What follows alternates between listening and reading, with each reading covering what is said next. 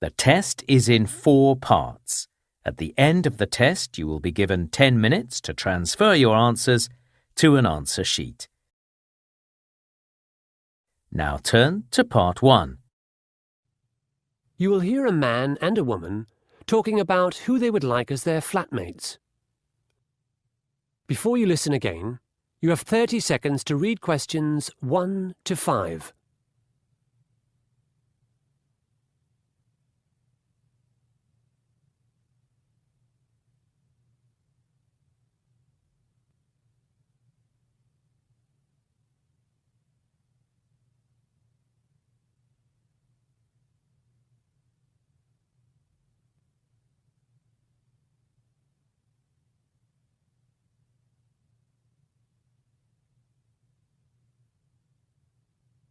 OK, Alex, let's make a decision now. I've got to head off to my parents' place for the weekend, and we'll need our 2 new flatmates to move in soon. Who do we have again? Mauro, Spring, Katia, Lucy, and that lovely girl from Turkey.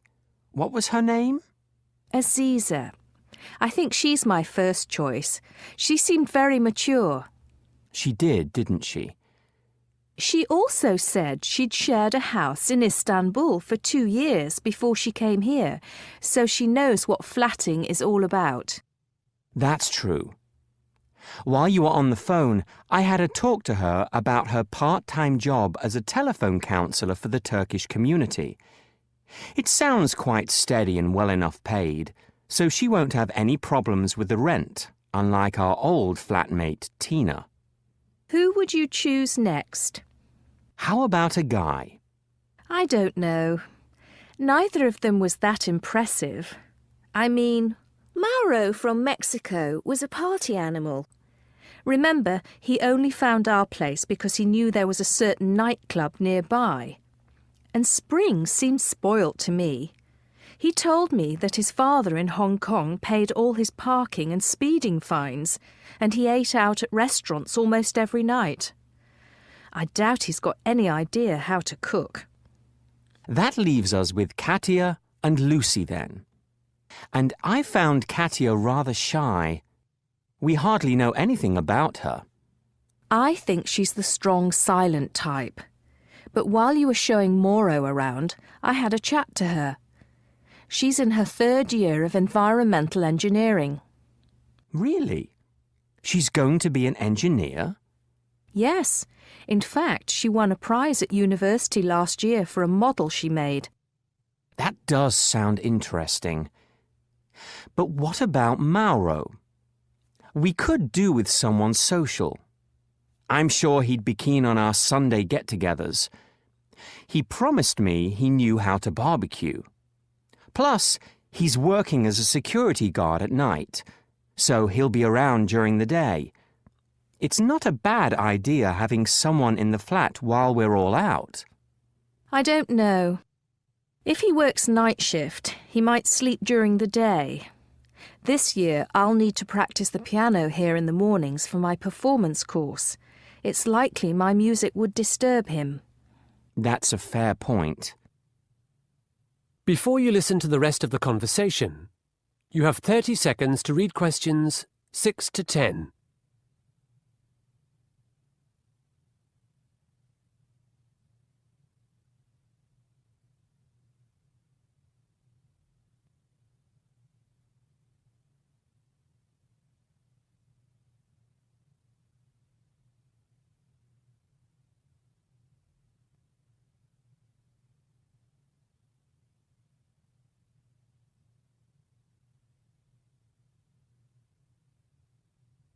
What's wrong with 3 women living here, Alex? I think Katia would be fine. She won't be so shy once she gets to know us. You know, Julie, I can't give a rational explanation for why I didn't take to Katia. I just prefer someone else. Why don't we reconsider Lucy? I know you were annoyed because she came an hour late, but I rather liked her. She's doing a master's in public health, isn't she? Yes, I think she's quite a serious person, And since she's been a nurse, you'd hope she'd be clean. Yes, you would. Didn't Lucy mention she had a boyfriend? I don't think so. I don't want anyone with a boyfriend. Remember Tina? How could I ever forget her? She really did have us wrapped around her little finger. She certainly did. I'm so glad she's gone. Yes, Lucy seemed nice and normal, and she'd probably get on with Aziza. I think they're the same age. I've just had a thought. We need to choose 3 people. Someone we like may have found another place. I love our flat, but it's some distance from the city and not everyone likes an old building. So who should we have? How about Aziza and Lucy and Mauro as reserve? I agree with your top 2, but I think Katia should be backup. I'll call Aziza and Lucy. And if one of them has made another commitment, we'll think again. That is the end of Part 1. You now have 1 minute to check your answers to Part 1.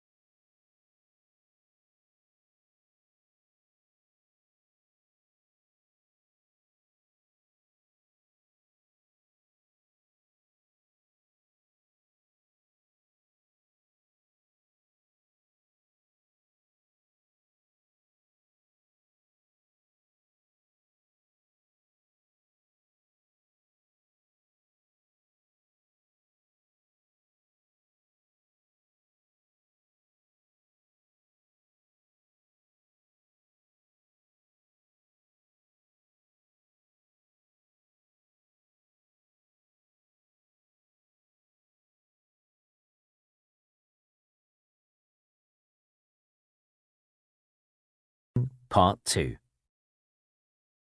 You will hear a woman giving part of a workshop on garden design. Before you listen, you have 30 seconds to read questions 11 to 14.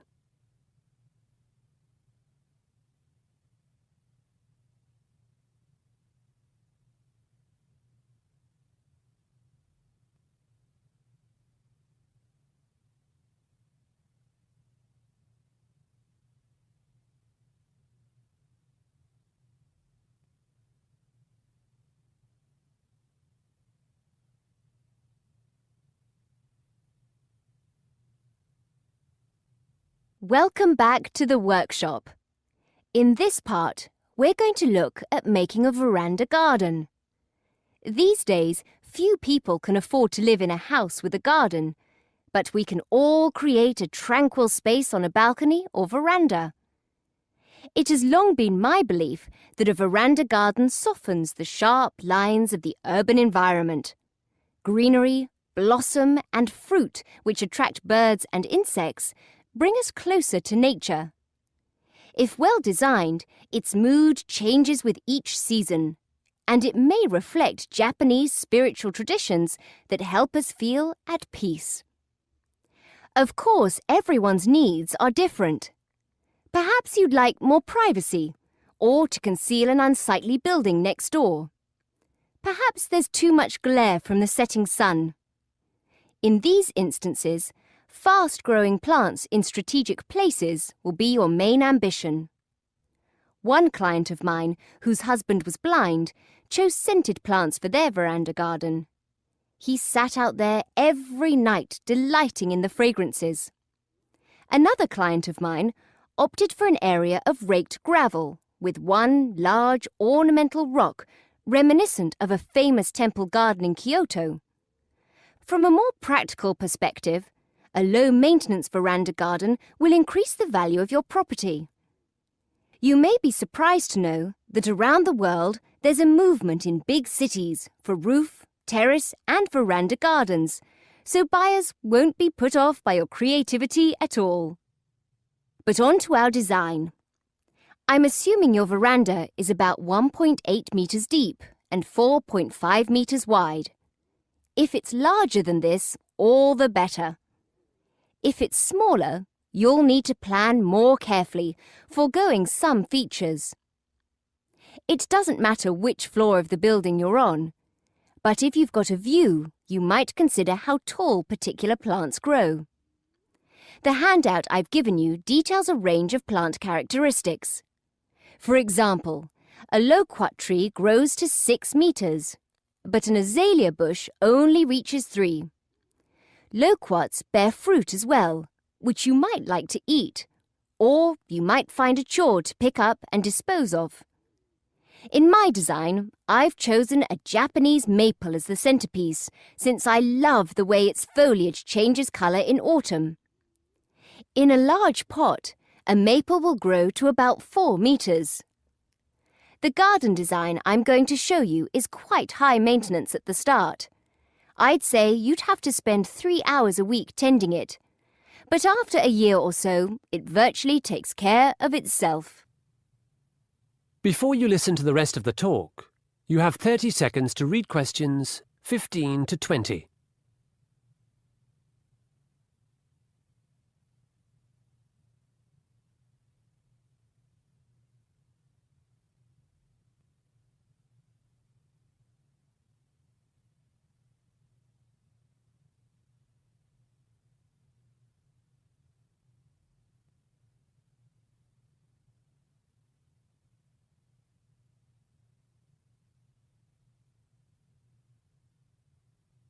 So, let's get started. Your veranda probably has a concrete floor and a low brick or concrete wall around it. It's more than likely you've got a drain in the top right corner. The floor of the veranda garden is the first priority. In my design, I've chosen 4 different surfaces to create a sense of space, and because they react in different ways to light and rain. In a small area, you want to maximize texture. I've chosen practical square concrete pavers for the area under the table and chairs, and elsewhere large irregular stones sourced from a river, and small round stones not much bigger than pebbles. There's also an area of sand which is marked with the letter H in your diagram.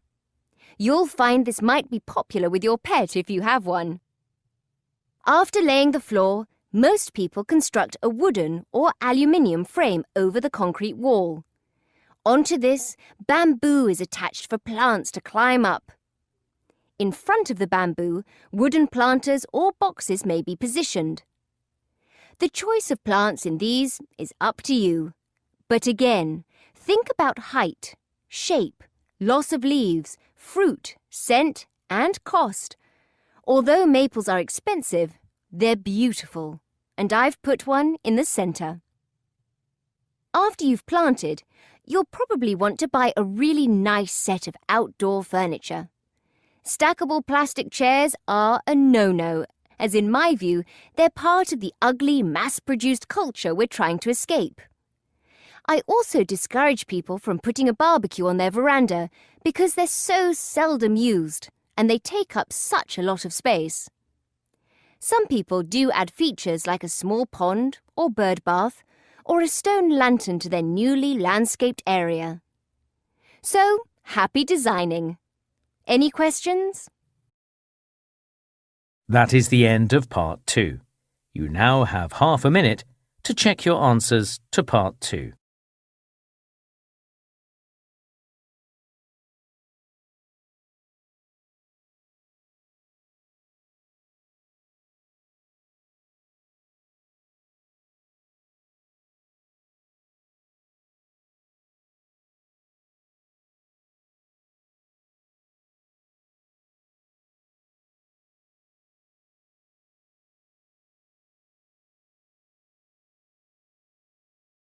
Part 3.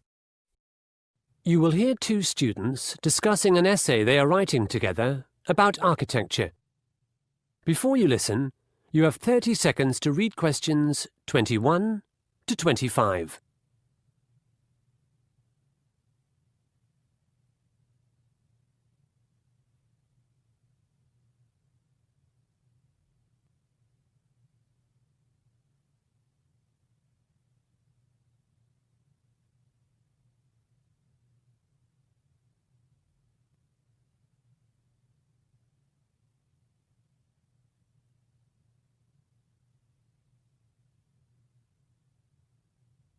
Hi, Helen. How are you? I'm actually pretty excited about the research I've been doing. I've found out heaps about Art Deco architecture in New Zealand. While all the major cities there have pockets of Art Deco, it seems that Napier, a small city on the east coast of the North Island, is considered one of the world's purest Art Deco enclaves. There are so many examples of the style still visible today. Really? I've been concentrating on Bandung, which is in central Java in Indonesia. It is also a major Art Deco city. Unfortunately, it hasn't been preserved so well, and in the race to modernise, many marvellous buildings have gone under the wrecker's ball.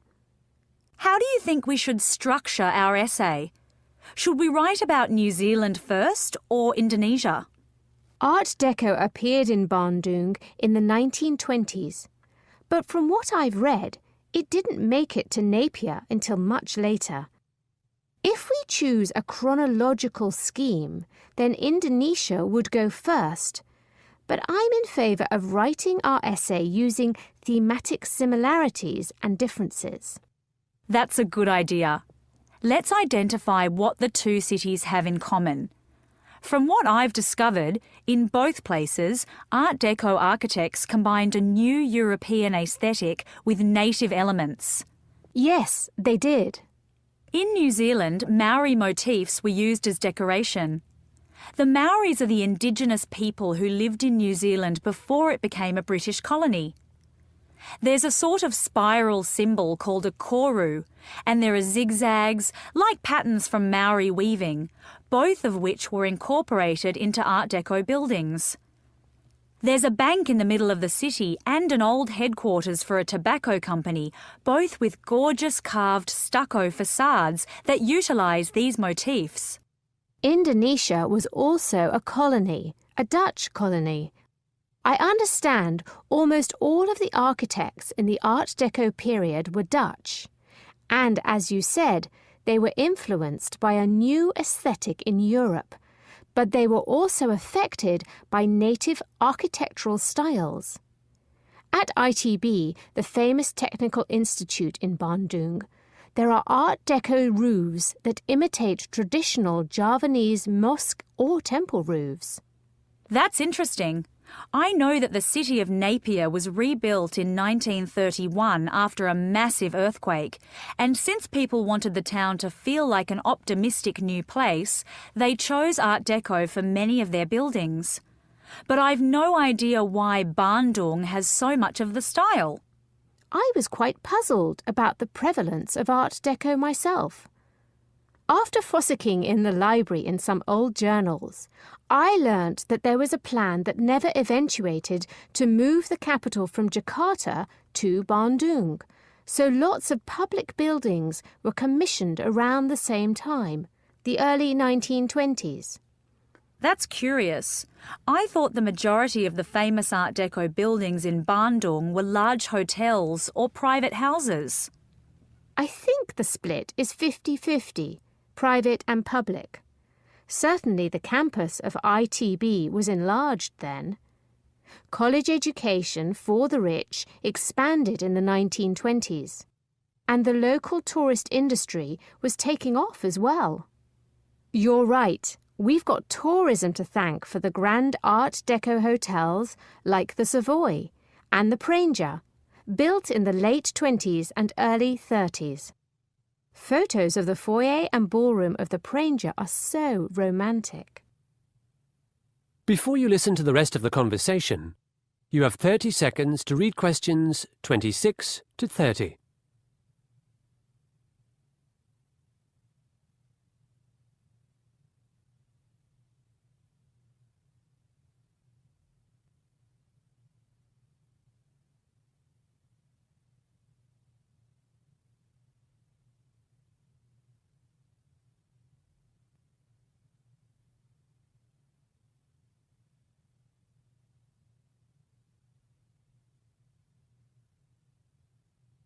OK, let's have a paragraph on the historical reasons for these two cities featuring Art Deco, then another on what Art Deco actually is. It's a French term, isn't it? Yes, one influence was the 1925 Paris International Expo of Decorative Arts. But Art Deco was chiefly a reaction against the previous style of Art Nouveau, which had held sway from the end of the 19th century. That was all about nature and fluid forms, whereas Art Deco celebrated the machine age and the geometric. There are lots of influences, aren't there? Should we include anything on building materials? Definitely. They were different from the past.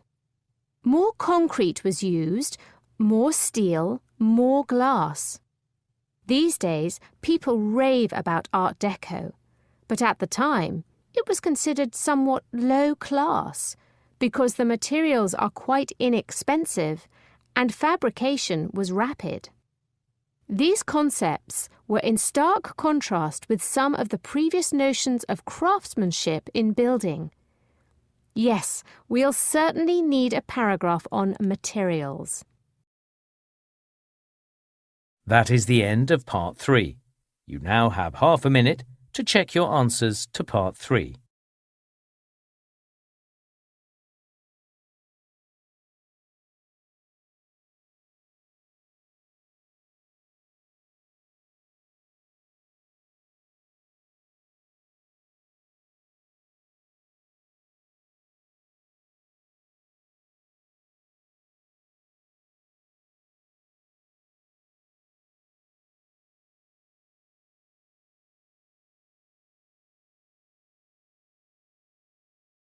Listening, Part 4. You will hear a lecture on wetsuits. Before you listen, you have 45 seconds to read questions 31 to 40.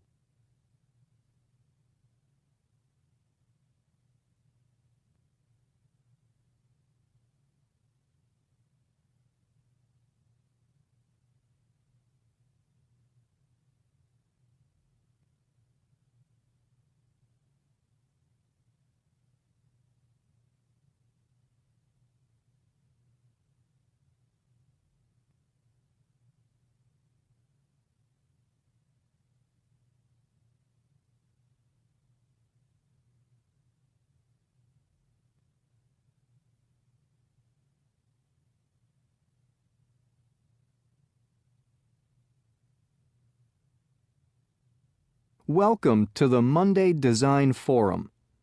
Today's item is the wetsuit, used by water sports enthusiasts, by surfers, divers, canoeists, and long-distance swimmers. Long distance, mind. I'll tell you about the great swimsuit debate a little later. The reason I chose the wetsuit for a case study is that it exemplifies two design themes: the importance of materials and reliable production techniques. I may not look the sporty type, but I've been diving for 20 years. In that time, I've had 8 wetsuits. Like much else after 1945, technology has just kept on changing. My first wetsuit was French and very expensive. It was made entirely from sponge rubber. It looked great, but it was horrible to get into and out of, and it weighed a ton. In general, first-generation wetsuits were liable to rip when being removed and were rather heavy. Pretty soon, I swapped my Pesh Spore for a lighter neoprene version. So, what's neoprene? It's a synthetic material considerably lighter than rubber. It's still spongy because it contains tiny bubbles of nitrogen gas.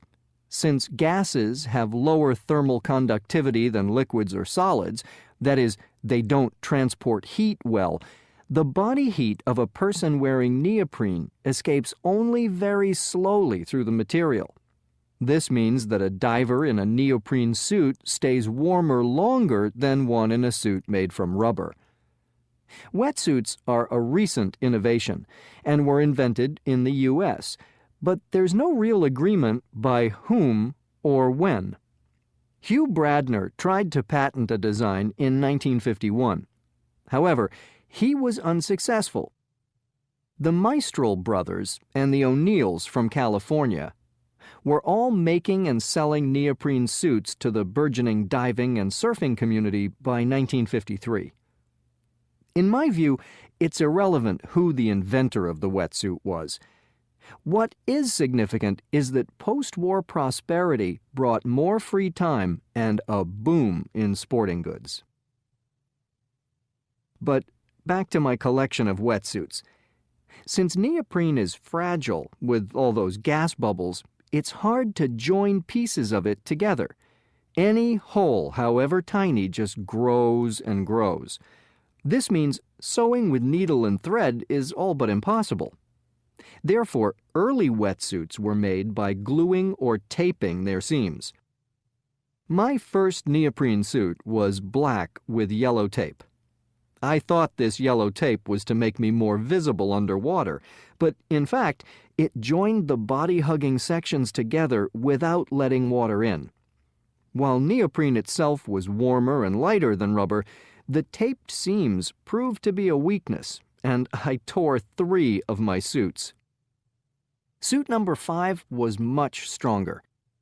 Aside from being bright blue, my new suit came with Lycra backing, which was a technological breakthrough. This meant my suit was a bit like a sandwich. There was Lycra on the outside and inside, so putting on and taking off were easier, and there was neoprene in the middle for insulation. By the early 1980s, there'd been a revolution in wetsuit production. No glue, no tape, but a new kind of stitching. In fact, a technique called blind stitching had been developed. With this, a curved needle in a sophisticated sewing machine is used. The stitching dips into the Lycra backing, the top bread of the sandwich, but doesn't pierce the neoprene filling inside. Remember, neoprene is susceptible to tearing, so covering it with Lycra was a smart idea. Suddenly, wetsuits were warm, light, and durable. This revolution is important for design students because without this sewing technique, wetsuits would have continued to rip and remained the preserve of the rich. In design, you want a product that's unique, reliable, and affordable. I admit I'm still wearing my neoprene suit from 3 years ago, but I've heard there are now models on the market with inbuilt heating panels, and yet others made from a mix of fibers that include merino wool and titanium. At the start of this lecture, I mentioned there'd been a swimsuit controversy. Essentially, a wetsuit not only keeps a person warm, but also provides a swimmer with a lift in the water.